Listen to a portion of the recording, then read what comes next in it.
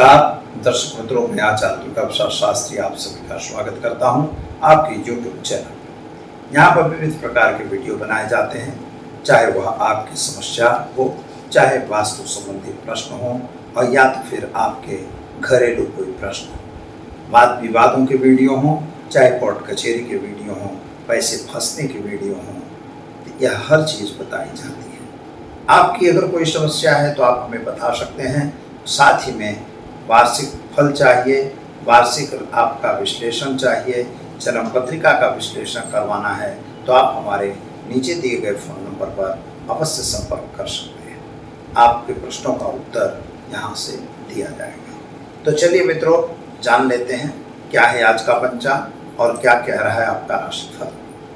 साथ ही में आज की टिप्स तो रहेगी, अंत तक वीडियो में जरूर बने रहिएगा। अगर आपने सब्सक्राइब नहीं किया तो एक बार कर दीजिए और वीडियो अच्छे लगें तो उसे लाइक कीजिए, शेयर और कमेंट जरूर कीजिए। चलिए प्रारंभ करते हैं आज का पंचांग। आज विक्रम संवत 2079 शक संवत 1944 बीस 2548। दिनांक की बात करें तो 14/10/2022 और शुक्रवार का दिन है। अश्विन कृष्ण पक्ष की आज पंचमी तिथि है और व्यतिपात योग रहेगा 13:56 तक। इसके बाद वर्यान योग की शुरुआत होगी। रोहिणी नक्षत्र रहेगा जो 20:47 तक है। इसके बाद मृगशीर्ष नक्षत्र का प्रारंभ होगा। और आज की जो राशि रहेगी वह वृषभ राशि में चंद्रमा का भ्रमण रहेगा पूरे दिन। यानी भवौ अक्षरों पे नामकरण किया जाएगा जो जातक आज जन्म लेंगे उनका। जो बच्चे आज जन्म ले रहे हैं अथवा जिनका जन्मदिन है उन सभी को हमारे चैनल की परिवार की तरफ से खूब खूब हार्दिक शुभकामनाएं। आपका जीवन ऐश्वर्यमय रहे और स्वस्थ रहे, यही हमारी भगवान से प्रार्थना। तो चलिए मित्रों, समय को बिगाड़े बिना जानते हैं क्या है आज का पंचांग। और पंचांग के बाद अब जान लेते हैं कि क्या रहेगा आपका राशिफल। पहले मेष राशि से प्रारंभ करते हैं। मेष राशि वाले जातकों के लिए अपने कामकाज पे जरा ध्यान देने की आवश्यकता है। पैसों के लेन देन से जरा दूर रहने की भी आवश्यकता है। साथ ही में वाहन वगैरह चलाने से भी सावधानी रखनी जरूरी है। जमीन मकान के कुछ प्रश्नों का सॉल्यूशन आपका होगा और विद्यार्थियों के लिए समय सुंदर और बढ़िया दिखाई देता है। गाय को गुड़ खिलाकर दिन की शुरुआत करिए, आपका दिन बेहतर है। चलिए अब हम जानते हैं वृषभ राशि। वृषभ राशि वाले जातकों की बात करें तो भाग्य तो आपका चल रहा है, लेकिन थोड़ा धीरे हो ऐसा दिखाई देता है। इनकम की दृष्टि से सोर्सेस ऑफ इनकम कुछ घटते हुए नजर आ रहे हैं। जहां पर आपने प्लानिंग किया था वे प्लानिंग फेल हो रहे हैं अथवा विफल हो रहे हैं, ऐसा आपको एहसास भी होगा और सामान्य अनुभव भी। विदेश यात्रा वगैरह के लिए अगर आपने प्लानिंग बनाया था तो वह प्लान आपका पूर्ण होगा, उसमें आपको सफलता भी मिलने की संभावना दिखाई दे रही है। लेकिन विद्यार्थियों को भी स्थानांतरण वगैरह की स्थिति नजर आ रही है। खास तौर पर नौकरी वगैरह में प्रमोशन या तो स्थानांतर दोनों होने की संभावना बनती है। क्या करेंगे तो आज गाय को चने की दाल गुड़ खिलाकर दिन की शुरुआत करेंगे, आपका दिन बेहतर और सुंदर रहेगा। चलिए अब हम जान लेते हैं मिथुन राशि। क छ ख अक्षरों से जिनका नाम प्रारंभ होता है उनके लिए आपके लिए ग्रहों की स्थिति सामान्य रूप से अच्छी है। यात्रा वगैरह पे जाना भी आपका बन सकता है, लेकिन आज कुछ प्राप्ति आपकी रुकती हुई नजर आ रही है। कुछ पैसे आने वाले थे अथवा तो कहीं से भी लाभ आने वाला था, वह लाभ रुक रहा है। यानी उसमें कुछ वाद विवाद हो जाए या कुछ भी हो, लेकिन वहाँ रुकावट दिखाई दे रही है। पति पत्नी का संबंध अच्छा दिखाई दे रहा है। विद्यार्थियों के लिए समय सुंदर और बढ़िया है। संतान प्राप्ति के योग भी आपके अच्छे बनते हुए नजर आ रहे हैं। आर्थिक रूप से समय बहुत अच्छा नहीं कहा जाएगा। उपाय के तौर पर गाय को घास खिलाइए और एक गरीब को भोजन कराकर दिन की शुरुआत कीजिए, आपका दिन बेहतर रहेगा। चलिए हम जानते हैं हम कर्क राशि।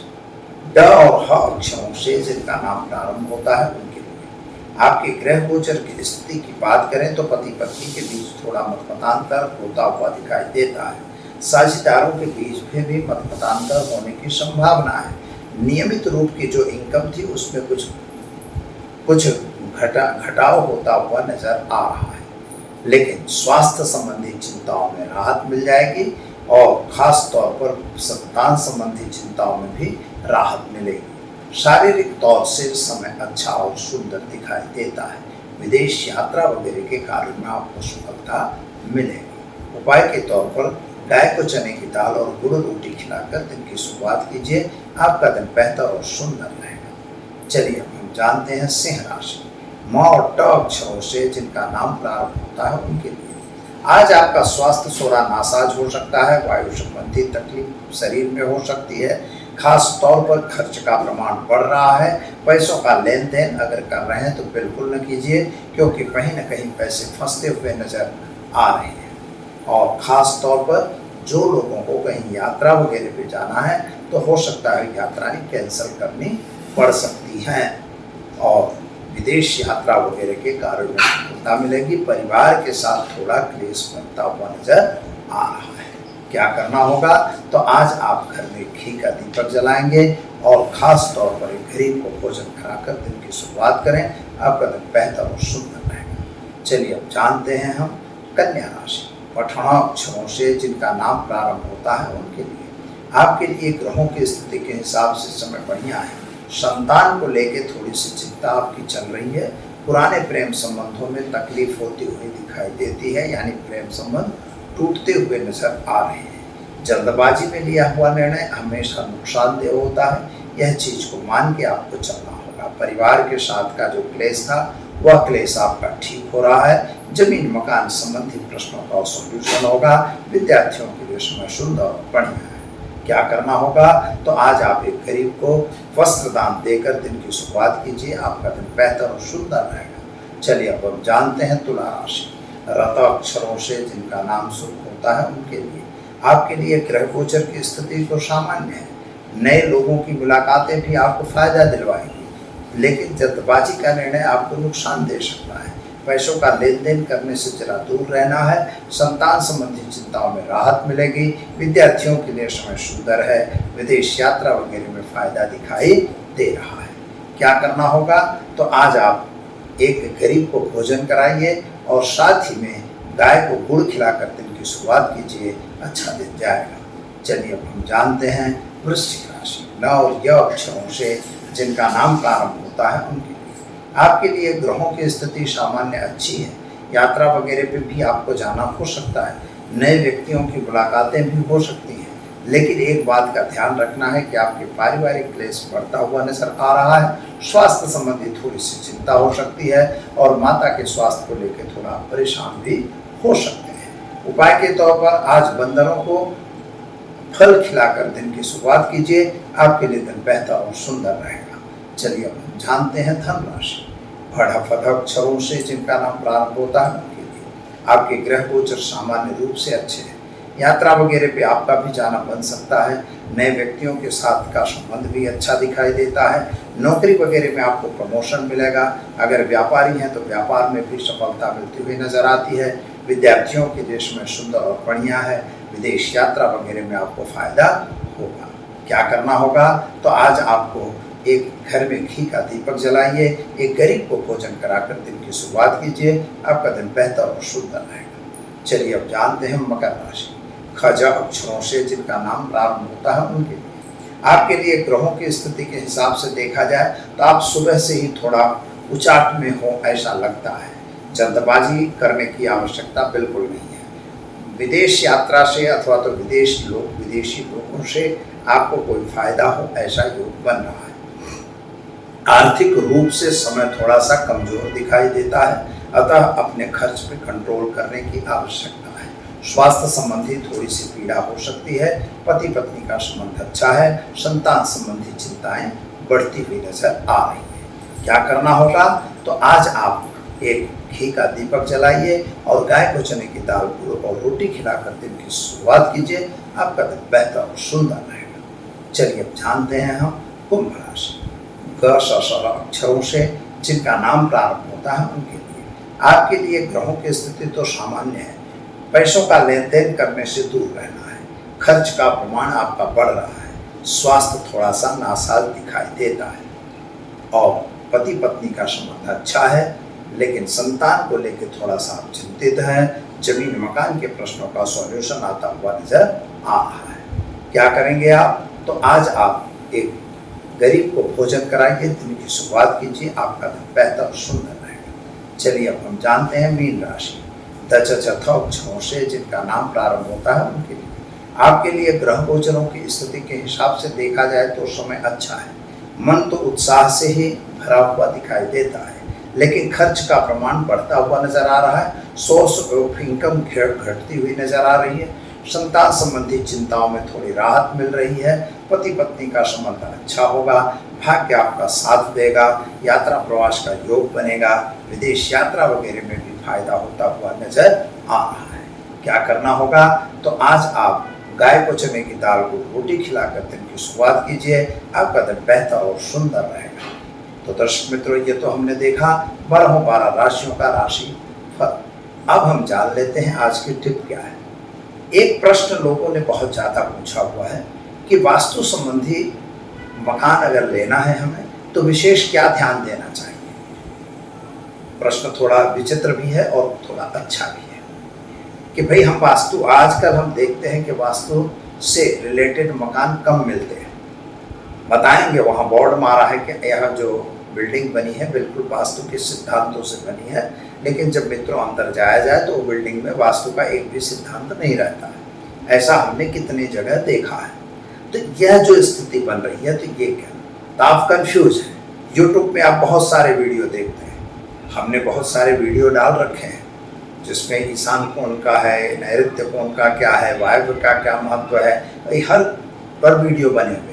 आप उनको देखिए जरा, अगर प्ले लिस्ट खोल के आप देखेंगे तो आपको भी चीज़ मिलेगी। लेकिन हम जो बताने जा रहे हैं वह प्रैक्टिकल चीज़ है कि वास्तव में क्या जरूरी है। जब आप मकान देखने जा रहे हैं और मकान, मान लीजिए कि आप, ऐसा है कि हमको लेना तो है ही है और जो भी है उसी में लेना पड़ेगा, दूसरा मकान तो हम ढूंढ नहीं लाएंगे। तो जो बन रही हैं कंस्ट्रक्शन लाइनें, उन्हीं में से आपको पसंद करना है। सबसे पहले मित्रों यह नियम होता है कि आपको जमीन पसंद करनी है।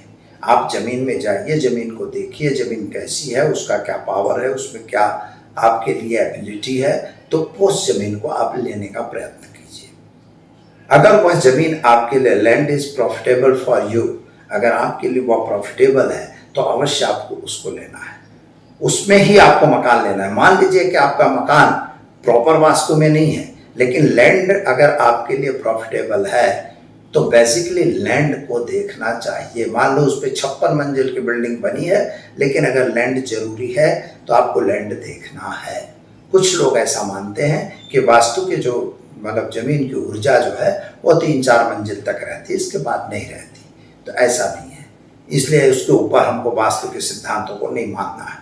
ऐसा नहीं, आपको वास्तु के सिद्धांतों को मानना ही है। और वास्तु, वास्तु, वा का मतलब होता है वायु, अस्तु, वायु कहाँ रहा हुआ है आपके मकान में, आपके अंदर कहाँ से वायु का एंट्री होगी, यह इंपॉर्टेंट है। अब यहाँ पर हमने देख लिया जमीन अगर अच्छी है तब आप ऊपर मकान में जाइए और उस मकान को पसंद करिए जहाँ पर किचन प्रॉपर दिशा में हो।